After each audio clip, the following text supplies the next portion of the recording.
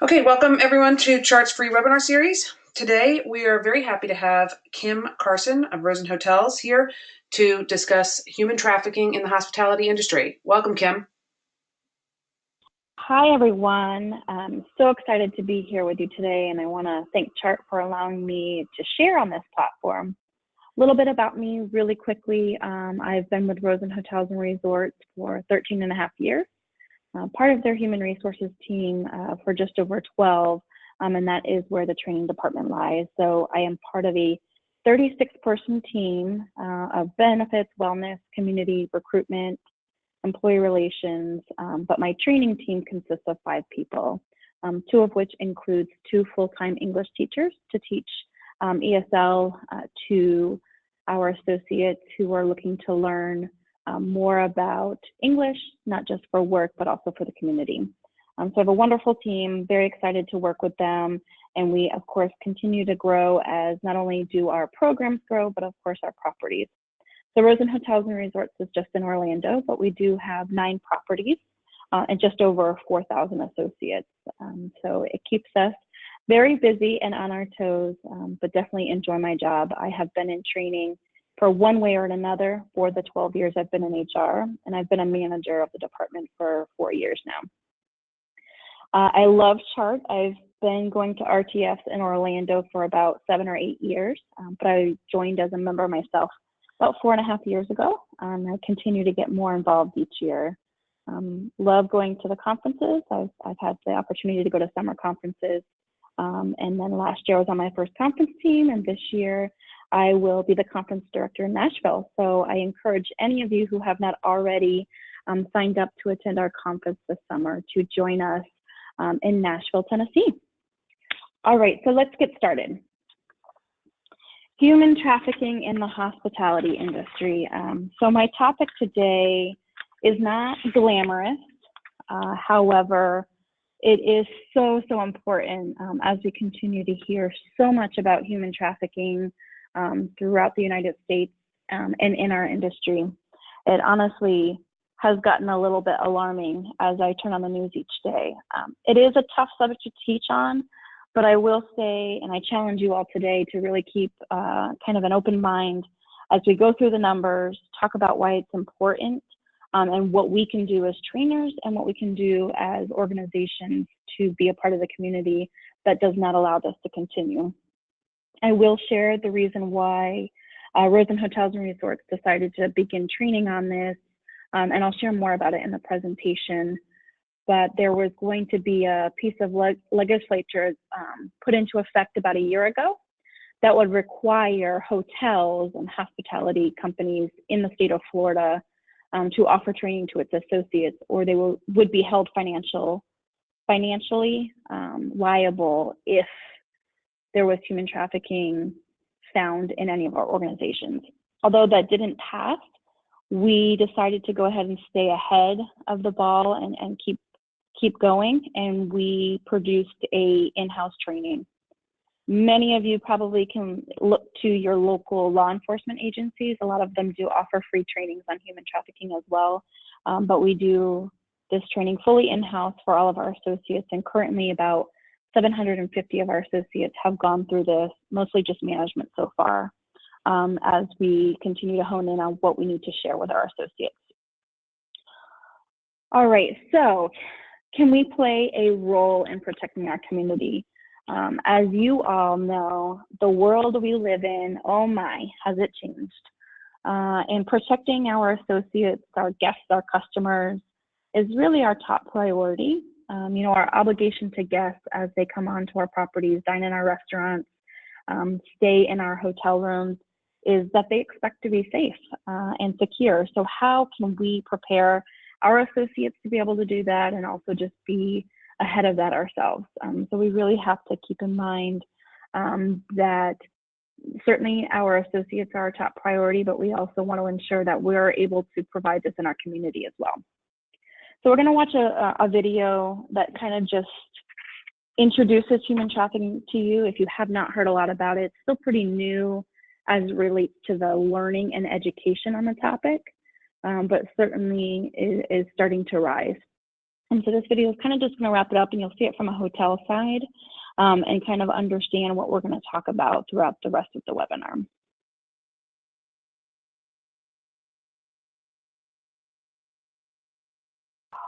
Many organizations, including hotels, airlines, and others, are stepping up to help combat this growing problem. This is where you come in. You need to know about human trafficking. But why you, the hotel associate? What do you have to do with the problem? It's simple. Law enforcement sources have indicated the illegal transportation of humans from one location to another is often facilitated through the use of hotels as stopover points.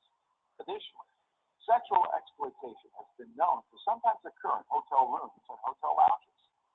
So then you may be asking, how do I recognize signs of human trafficking? Some signs of potential trafficking in hotels might include these traits: inability to state a home address, confusion about what city they're in, inconsistencies in their reason for staying at the hotel, not being allowed to speak for themselves. Another party may insist on speaking for them, not having any or very few personal possessions, does not control their own identification documents, shows signs of physical or mental abuse, avoids eye contact, appears overly anxious or paranoid. Hotel rooms where minors are coming and going at all hours. So now that you have some basic knowledge of what human trafficking is and how to recognize some potential signs, what should you do if you think you have witnessed possible trafficking or a related crime? First and foremost, do not overreact. You should not assume these signs mean a guest is engaged in illegal activity, and never suggest that directly to a guest. What you can do is report the situation, along with a description of any unusual behaviors you've witnessed to hotel management or security. Secondly, document any unusual and suspicious behaviors, conversations, or activities, and pass those along with your concerns to management. If there is sufficient cause to alert law enforcement, let management or security handle that. They are trained in how to respond to these suspicions. Remember, identifying and reporting potential human trafficking should be a part of everyone's responsibility. As a frontline hotel associate, you may be in a unique position to identify illegal activity early on, and that could be the difference. Now let's look at a few scenarios where human trafficking could be an issue. An older male is checking in at the front desk with two people who appear to be minors. The older male does all the talking during the check-in process and even tells the others to hush up if they need to whisper to each other. As they depart the front desk, one of the younger ones appears to be crying and looks back at you with a fleeting, frightened glance. Does this arouse any suspicions in you? If so, is it possible this could be a human trafficking situation? What red flags do you see that would lead you to think this could be human trafficking? What actions, if any, should you take at this point? This could be a completely harmless situation, such as a grandfather or father taking his two unruly children or grandchildren on a vacation. Or it could be something else entirely. Remember, we don't want to falsely accuse anyone, but this situation would be best reported to management to keep an eye out for any other problems that could emerge. As the hotel operator, you receive a call from someone in room 212, which is registered to a lone individual male. The man on the phone has two requests. First, that he wants no service of any kind during his stay. And second, that he wants to know if the audiovisual department can provide a commercial-grade video camera for him during his stay. You call down to housekeeping and pass along his request for no service when the housekeeping supervisor informs you that she has received complaints from her floor housekeepers of minor children coming and going at all hours.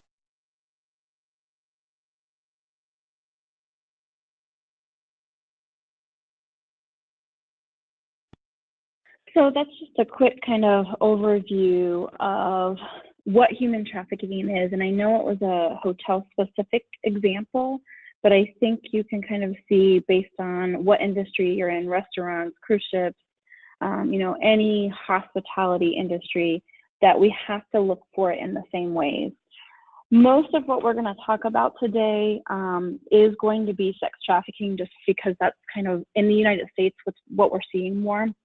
But in sex trafficking, modern day slavery, commercial act that is induced by force, fraud, or coercion. As it relates to labor or services, and we'll definitely go into more detail, but it's use of force, fraud, or coercion for the purpose of subjection to servitude or slavery. And it's really happening more as it relates to individuals coming over to the United States under false circumstances. And I'll definitely share that with you. You know, we talked a lot about it as we were preparing for this as well, and understanding that most of our organizations are aware enough that we know these things aren't going on in them. So it's really on some side of it, looking in the community. Most importantly, what the victim vulnerabilities are. And the video does a great job of defining human trafficking as a whole, but not necessarily as it relates to where these individuals come from. I forgot to share two with you today. I'm going to share it too from a training standpoint, from how you can train your associates, but I'll also add some tidbits in as it relates to some things that worked for us and why we chose to do them when we were training our associates. So victim vulnerabilities, typically those in poverty, homeless, runaways, or individuals who have been victims of past abuse, addictions. The biggest one nowadays, online vulnerability. We have to pay so close attention. Those of you who have children, you know, if your parents, pay close attention to their online presence. There's so many false things going on under different names, different apps in the online gaming community. And it's only going to continue to get worse as our children and even adults are exposed to it at an earlier age. Typically, it's you know, of promises of good job and benefits if it's trafficking, and they're never, those promises are false on the other end. So some examples that the individuals do, or the pimps, they call them, taking photos, they use them as blackmail, make endless promises. Those who are in a romantic relationship to start, you know, give false promises of love, and take them away from their family. So human traffickers tend to isolate the victims from them and build doubt and fear into those individuals. Here's the alarming part, the statistics. The second most profitable industry after drug trafficking, the second. It's a $150 billion industry, and it only continues to grow. 24.9 million of those victims are trapped in modern day slavery, and 300,000 of them are underage children who are sold for sex in the United States. This is not overseas. This is not in Europe. In the United States per year, over 300,000 underage children. And then lastly, they're typically sold into prostitution for the first time beginning at 12 to 14 years of age. So although, you know, the percentage may be small as it relates to under age 18, this is the first time. And it's about 250,000 per child. And we talk about children because it typically is what we're hearing about more often, adults not necessarily sharing in that. In these pictures, there is no diversity in the victims. This could be victims in these pictures. These could be the pimps. These could be the people who are arrested as part of a human trafficking sting. Although most of them, if they're the victims, they are not prosecuted. It's just scary because we think we have a vision in mind of who could be a human trafficker, who could be, you know, an active shooter, but we don't. So we really have to be very careful about and not profiling somebody based on our assumptions, but that there is a wide range. So some more statistics that I want to share with you. Sorry about that. Get my screen to move.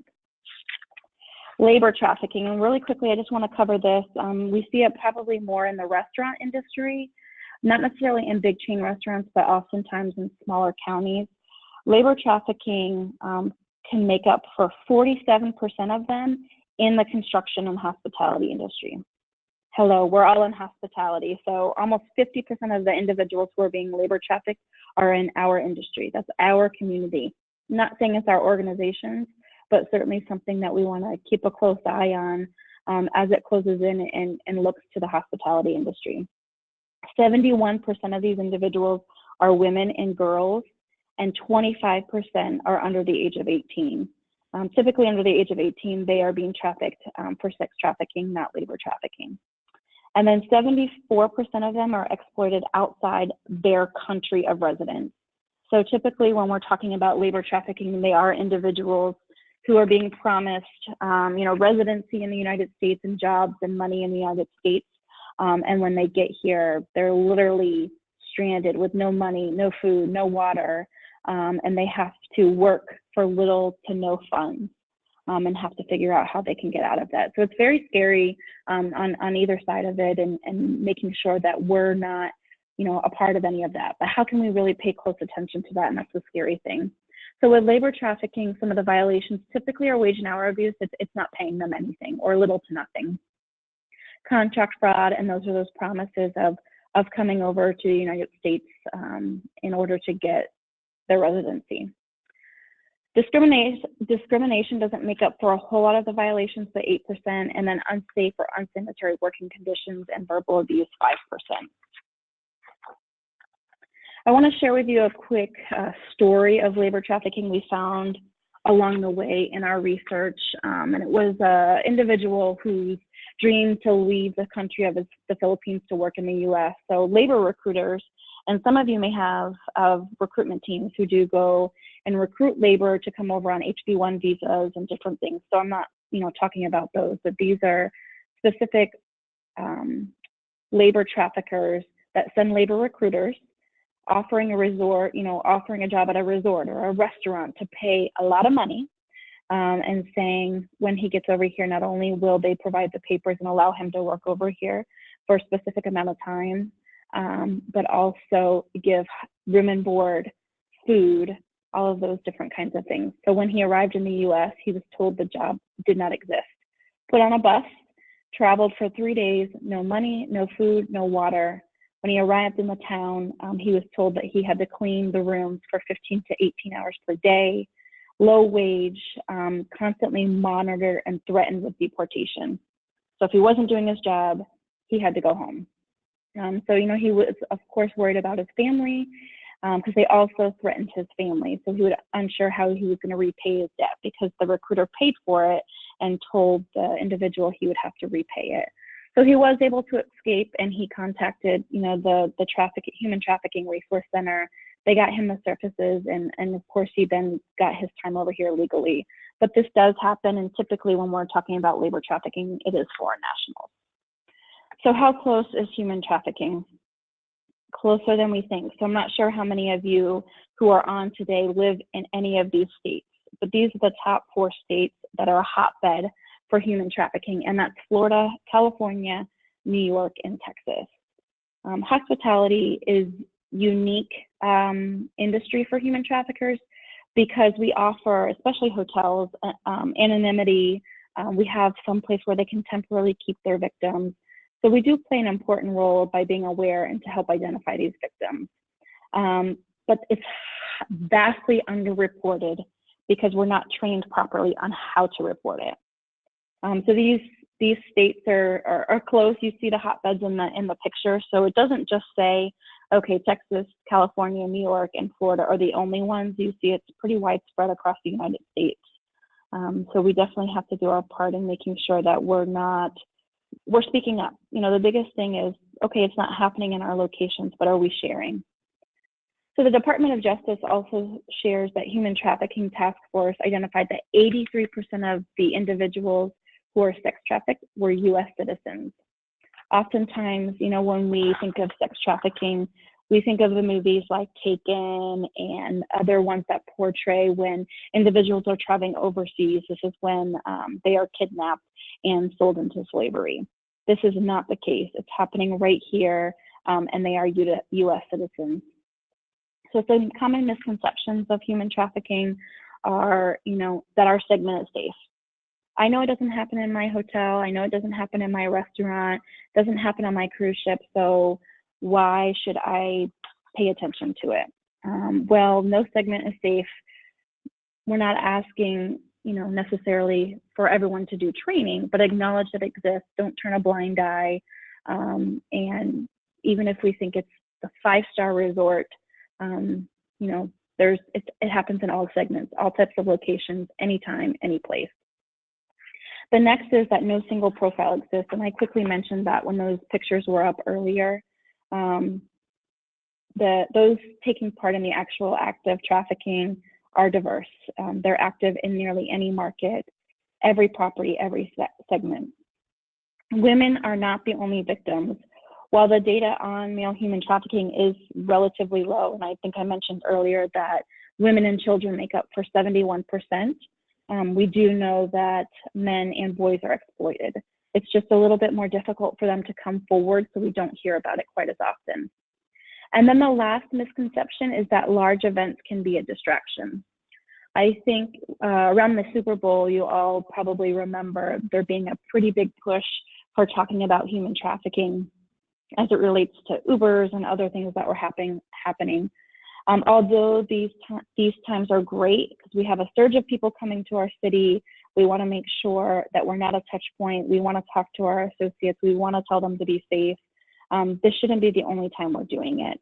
It's also kind of a distraction for those individuals who are part of human trafficking as well. Okay, everybody's focused on this. They're not paying attention to this. So we just have to be cautious of that. I know I'm starting to talk fast, but I don't want to run out of time to share the rest of it with you. All right, so why is this important? Gosh, it's so important for all of our companies. And if you're not doing it now, it's okay. It's not required. But there's some things that are important. And I talked earlier about the utmost is the safety of our associates, guests, customers. We have a responsibility to make sure we're taking care of them. So if we can address things timely, we can train our associates properly so that they're not scared, so that they feel like they have the opportunity to speak up. But we also have to work on some other things. Certainly, it's important because of a moral responsibility to report it. And I think you can all agree on that as well. And then, of course, the reputation for your company. When we, in the state of Florida, at least those of you who are from Florida, you may agree with this. You hear in Central Florida, a hotel, there was a human trafficking ring. I always know, okay, Rosen was not mentioned. I feel bad for those that are, because you certainly don't want your name associated with a human trafficking sting or anything like that. So I think it's just important that we speak up and give our associates the opportunity. One thing, I told you I'd share a little bit about it more later, about the update, the new bill that was in review as it relates to hospitality in general. So traffickers certainly do take advantage of our privacy and anonymity that we offer. So they're attractive locations. But this bill would say victims could sue hotel owners and staff as facilitators for human trafficking if they either knowingly or through willful blindness allow traffickers to rent rooms. Unfortunately, even if it's the blindness that we allow them to rent the room, it still happens. So that's why we've given tools to our front desk associates, to our security, to our housekeeping, to ensure that they also have that opportunity. But it's going to require hotels and motels, and I believe restaurants will be added to that as well, to have a training program to educate employees on identifying and reporting human trafficking. Human trafficking also occurs at sporting events, theme parks, cruise ships. So it's not, I talk a lot about hotel. I'm from a hotel. I have more experience in sharing about it from that perspective. But we want to give everybody those tools because a lot of it has to do with looking out in your community as well. A lot of the feedback we got while we were doing the training is individuals who were in Walmart and said to themselves, hey, I think I observed, some of this happening when I was shopping and I didn't know what to do. So it at least gave us that opportunity to share that with them. So what I want to do now is share specific lookout indicators for you. These, if you see one of them, doesn't immediately mean human trafficking. Sometimes I think we jump. It really has to be that everything's kind of adding up together. We're getting all of our departments to work together. We're getting all of our associates to work together to say, hey, I've observed this one day, I've observed this the next hour. We really maybe need to look into it. It's not wrong if we have security, go to these individuals and say, hey, what's going on? And we can kind of investigate it a little bit more. We should never shy away from associates wanting to speak up. So some general indicators, I think for all of you who are on the call today, this can go for what your establishment is, guests who are dressed inappropriately for the climate. There's going to be, and as you do your research, if you want to look any of these up, they're all very similar. We got a lot of information from the Blue campaign, which is a campaign to end human trafficking that gave us very specifics for the hospitality industry. We want to engage in conversation. We never, ever, ever want to approach someone who we think, either if it's the victim or the human trafficker, and say, is this what's going on? We have to engage in that conversation and kind of put all these pieces together. Are we having a conversation with that person and they have no knowledge or current of past whereabouts? You saw in the video that the children who were in the video just wouldn't even speak to the front desk agent. So can we get them out of that shell? Can we figure out what's going on? Do we observe signs of physical or sexual abuse, poor hygiene, malnourishment, or fatigue? Certainly in most of your establishments, if you see things like this happening, it may be a red flag for you because it's not your normal clientele that you may have in there, or just something as a human being seems off to you. Do these individuals have no freedom of movement? Do they have monitored movement? Is someone, not necessarily always a male, looking at them intently? Or are they trying to answer with you? You're trying to engage them and they're only giving you one-word answers. In a hotel environment, people are at home. So anything kind of goes. So we have to be very cautious that just because someone has on, 5 layers of clothes in Florida, it doesn't automatically cause alarm for this. Some specific indicators for different positions, and those of you who aren't hotel, I think you can still see that some of these would relate in to your organization, and I have restaurant on here as well. But front desk, concierge, bellmans, are individuals checking into a room who appear like they're being coerced into it, submissive? Are they anxious? In the hotel industry or in the world today, we have to be more conscious wherever we are, paying attention to things based on just the violence and the fear and all of those things going on. So I think we can do a better job here as well. Are they carrying few or no personal possessions? Not forthcoming about their full name? As you know, if you're checking into a hotel, you typically have to have all of that information. Is the room paid for with cash? We talk a lot about cash is money, but how are they doing it? What are you observing? Now this one, very specific, room requested with view of parking lot near exit stairwells or end of corridor. Although many hotels don't necessarily have that anymore, it's not typically that the human trafficker is going into the room, but they want to have visibility into the room. So that's what we have to be cautious of. And it's not, okay, I just want a view of the pool. Is someone constantly asking you for it? And then checking out within hours of checking in on the same day. Now our in-room people, our individuals, our associates who are going in the room, and this is why we have felt it's very important to share with our entire staff that goes into the room, is because a lot of times this is where we can observe behavior that we wouldn't normally see in our public areas. Is the room occupied sign being used constantly, or do they continue to refuse cleaning services? Now I say room occupied is previously the do not disturb, but Rosen Hotels and Resorts and many other organizations have gone to the room occupied signs, which means within a 24-hour period, someone will come to your room. So we've taken out the no one visits the room, for a week at a time, just because they've been hanging up that do not disturb sign. Individuals hanging out in hallways, they're monitoring the area. It's just getting a little bit suspicious. Excessive amounts of alcohol, drugs, or sex paraphernalia in the room. Constant flow or heavy foot traffic of men, and that's because they're continuously bringing in men for the individuals who might be in the room. Excessive amounts of cash, or they continue requesting new linens, new towels. Here, we wouldn't necessarily want to go to them again. Put your managers on alert, put security on alert.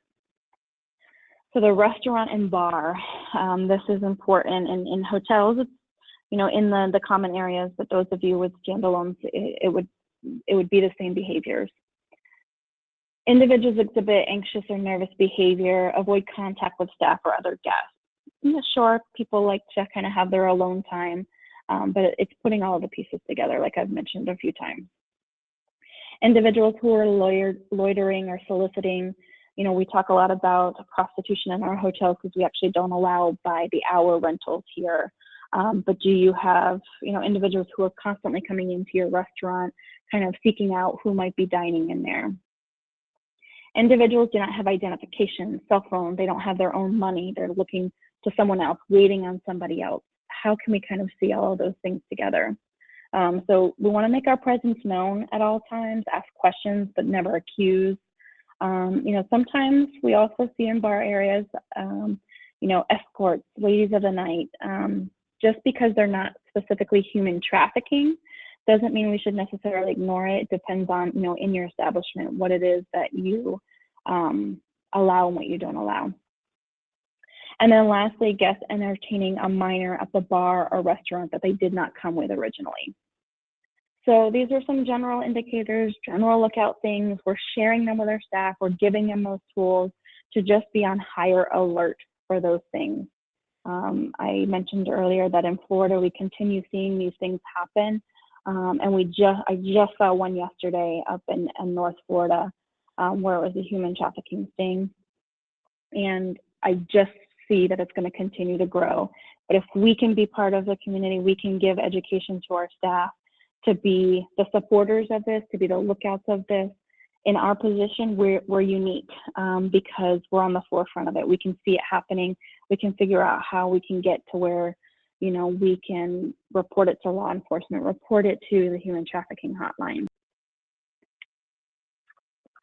It's hard, it's difficult, it is a lot of information, it's scary, and we appreciate that people can be a part of the community that is supportive of it, that can share with our associates who can make a difference so that this doesn't happen. And I will share that, this in our trainings, our associates found that impactful to understand the severity of human trafficking in the United States, in our community, in our state, in our industry. Some actions that I want to share that's specific to what we have, never interfere with the situation or attempt to assist the victim. Do not put yourself in danger. So whatever your protocols on your property as it relates to safety and security, follow those. Get them involved. We can get law enforcement involved right away. But understand that with training and awareness, we're in a unique position to identify, report, educate, and deter human trafficking. We want to make our places, our restaurants, our hotels, a place where they say, no, I don't want it to happen there. I don't want to go there because they're paying attention. That's what we want to make sure that we're sharing, and that's what we want to tell our community. So some recommendations for hospitality: formally adopt the company-wide anti-trafficking policy. You can loop this in with your safety and security policy. Train staff on what to look for and how to respond. It does get easier, as you share it. As I mentioned, we've shared it to 750 associates so far. It's important, and I think that they've all felt that need as well. Establish a safe and secure reporting mechanism. If someone's coming to you, they're reporting it to you, make sure that they know that you're doing something about it. I think, the hardest part is when we say, yep, sure, say it to our manager, is anything happening? So we need to, follow up with those associates to let them know that what they did was the right thing to do. We've reported it, and again, there's no false reporting. If it wasn't a human trafficking situation, if it wasn't another safety and security situation, great. But we've done our research, we looked into it to make sure that it didn't continue happening. And then, of course, develop a response plan. I think that's important for any organization to do at the end of it. So I hope this, for those of you who were on, allowed you to be better prepared. As it's coming, we realize the information's heavy, it is intense, but it's also impactful and it's also necessary in our world today.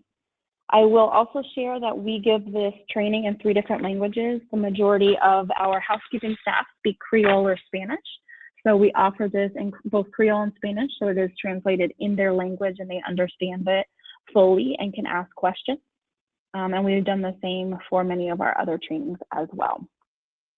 So I want to leave this time. I know I went a few minutes over to just open it up for questions. Certainly if you have time to ask them here, great. Other people may have the same ones, but I open you to also email me if you wish. I've been doing this for about 6 months now, and can certainly share anything you wish to hear. I want to thank you all for being with me today. I know our schedules, our days are very, very busy, so I really appreciate you giving me your time and listening to me share this important topic with you. Okay, thank you so much, Kim. I do have a couple of questions here. If anyone has any other questions that they want to send in on the right, you can send in questions and we can address them right now. Kim, the first question I have is, what do you do if you suspect human trafficking in your establishment or in public? So good question. If you suspect it in your establishment, if you have protocols, certainly if you're on a hotel, you may have a security department, restaurants, maybe not. But first alert them. Law enforcement, you can call the human trafficking hotline. If it's children protective services. I think the public one is good. A lot of information we heard in our trainings was, I mentioned quickly Walmart, but an individual specifically, she ran into a situation where she suspected human trafficking and wasn't sure at the time what to do. But what she did was she went to Walmart security, stayed with Walmart security, the children stayed with Walmart security, and the individuals who were with them, who they suspected of it, ended up leaving those children there. So speak up, even if you think it might not fit.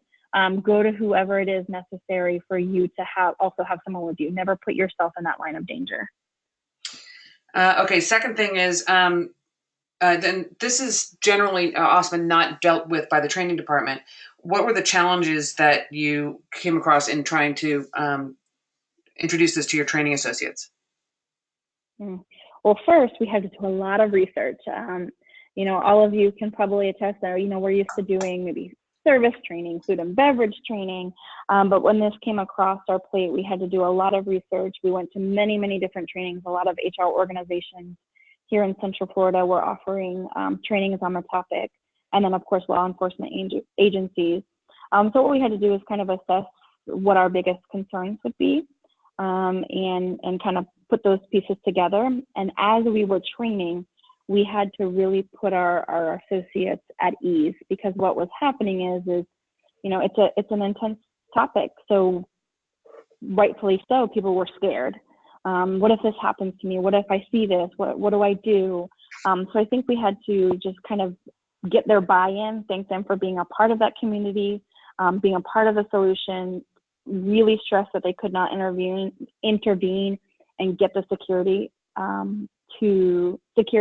teams involved, but also just share with them that we're giving them these tools to protect themselves, to protect our guests, to protect the community, and just making them feel more comfortable with the topic. And of course, our translations was our other challenge, because it doesn't, if any of you speak a second language, oftentimes, especially topics like this, don't translate the same. So we definitely ran into some challenges as it relates to that, and just kind of had to take that time to put the associates at ease. Okay, and I think some of this you may have already responded to, but although it is addressed in the training, always a good idea to ask, should an associate intervene? Yeah. No, never. Putting yourself in danger is definitely not an option. So, but don't be afraid to speak up. And I think that's what most associates are afraid to do, because they think, oh, I'm going to tell my manager, they won't do anything, or I'm going to tell my manager, they're going to think I don't want to work, or I'm making assumptions. We really have to just have that open door of communication for management and for their associate and line level staff. Okay, and I think that is it for questions. There were other ones that were sent in that were already addressed, though. The answers were already addressed in your presentation. So, Kim, thank you so much. Everyone else, we hope to see you on a future webinar. And if you want to share this with someone else, it will be posted later on today. Wonderful. Have a wonderful week. Bye, everyone.